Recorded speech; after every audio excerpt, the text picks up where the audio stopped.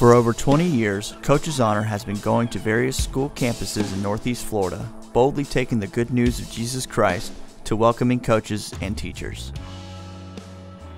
It finally dawned on me that I was really not getting to involve myself very much with the young people I was trying to reach out to. So I had some friends that said, how's ministry? And I said, well, I think I'd really feel more plugged in and relational if I got to have fellowship and Bible study with some coaches, because they're the ones that really pour into the kids every day. And since I can't get to them, if I could help pour into those coaches, they could really have more of an influence maybe in their Christian walk with those kids since they're already on campus. I think the biggest thing that Coach's Honor has been able to help me with as a college basketball coach is my life is pretty scheduled. It's very hectic, and as a wife and a mother and someone that really feels called to coach and really has a passion for influencing these young women, it's given me a support structure. It's given me a place where I can grow in my faith. I can continue to develop my relationship with Christ so that I have something to give, because otherwise I get pretty empty pretty fast.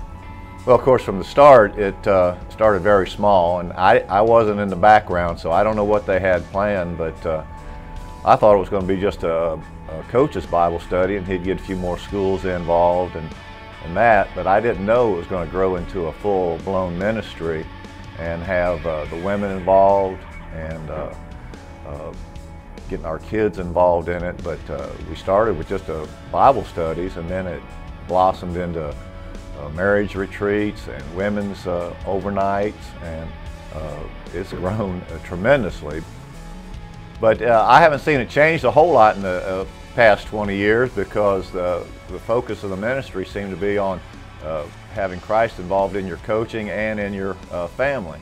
So that part hasn't changed. What has changed is what started as just a small coaches ministry into getting the wives involved, which is a big part of your coaching, and then getting your kids involved. So it's not just a Bible study, it's more of a family ministry.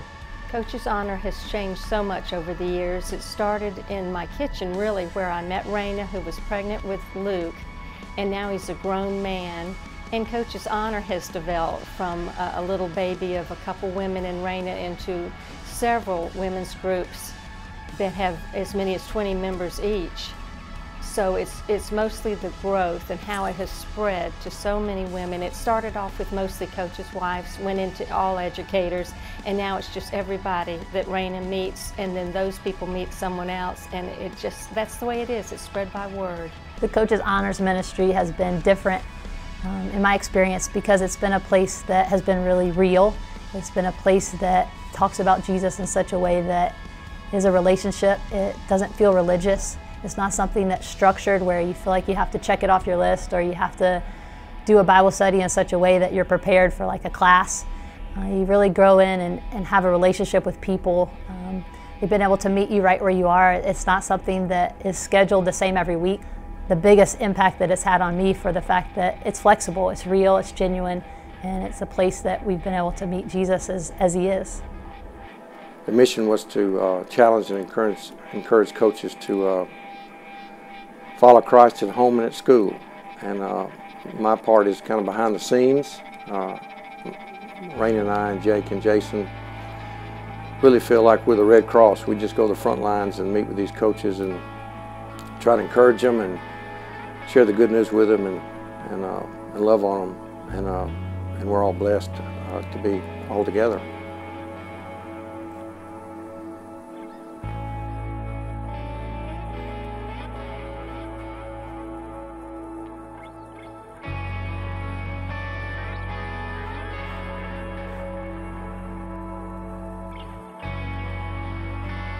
Coach's Honor believes there is no higher calling than being called coach. It is so much more than teaching a sport.